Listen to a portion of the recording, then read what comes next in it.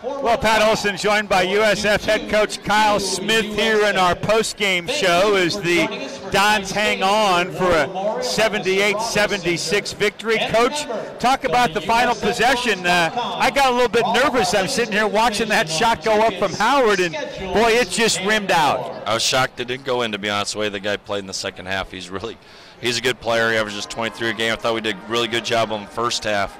And then what did he do in the second half? He must have had a bundle. Yeah, he had 27.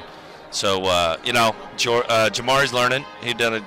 That guy, he was a little tentative when the guy got cooking a little bit, and he bit on the little up fake, and just very fortunate didn't go in. Let's talk about your team a bit. Frankie Ferrari, I thought, gave you solid play on offense, 15 points, 5 assists. This was the Frankie Ferrari we saw in the tournament in December in Hawaii a year ago. Yeah, no, for whatever reason, Frankie'd been pressing early in the season, and it's nice to see him break through a little tonight. And he broke through, I thought, a little bit at Arizona State, so hopefully he keeps coming. I think he will, and I thought Mladen did a great job, and especially without Sule, we're getting a lot of pressure, and Mladen organized us and made some plays, some winning plays for us.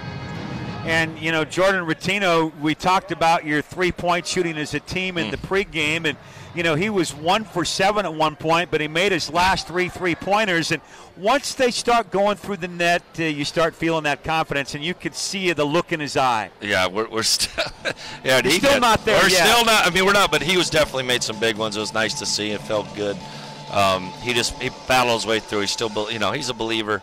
He's a competitor. He's gonna, he's a sophomore. He's a little more heat on him without Charles, without Sule, and he has to step up. And I thought he did that for us tonight. And doggone, I wish he made it. He had the steal. It went out of bounds on the last play. Just hold on to that. Almost had it. Yeah. Hold on to that. We're gonna be okay. And he looked a bit frustrated when he didn't reel it in there at the 3.5 second mark. Coach, I know you'd love to win going away. The games don't always work that way. But when you end up on the upside of a 2-point ball game late, this is the kind of game, the kind of experience you can draw on for West Coast Conference play, because you're going to have some games like this in the league that come down to the final couple 3 possessions. Yeah, we need all work on everything. We didn't handle our success very well. We're up 7 right in the last possession of the half, gave up a 3, went up 10, gave up back-to-back 3s, and I just think maybe we thought they'd go away a little bit. They're a good, well-coached team. They got a really good player, and who's a senior, and hopefully, these guys, they took UCLA to overtime and had a chance to win that game. So our guys didn't underestimate them that, and we played Saturday and they were off for a while. They were pretty fresh, so it was good for us to battle.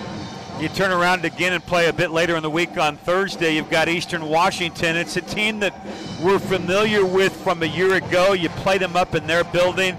That's a team that has some athleticism and can give you a lot of trouble on the front line. Yeah, no, they're good. We didn't beat them last year, and I know they went down and beat Stanford. They got a guy that's really good forward, Bogdan. And our guys in the program, I don't think they've beaten them, the guys out here, so we should be hungry and want to get a crack at these guys. All right, Coach, we'll savor this one for a little bit, and we'll see you out here Thursday for the Dons against the Eastern Washington Eagles. All right, thanks, Pat. All right, that's USF Coach Kyle Smith. We'll wrap it up here, and we'll say so long from the hilltop. The Dons win it 78-76. USF has gone to 4-3, and the Bears see their record drop to 4-5. Our next broadcast is Thursday, USF and Eastern Washington. It's a simulcast on Thursday, as we'll be back on the radio side on 95.7, as well as here on the television side, 7 o'clock Thursday, right here on the W.TV. For Jim Bravelli and our entire broadcast crew, Pat Olson saying thanks for watching and so long from the hilltop.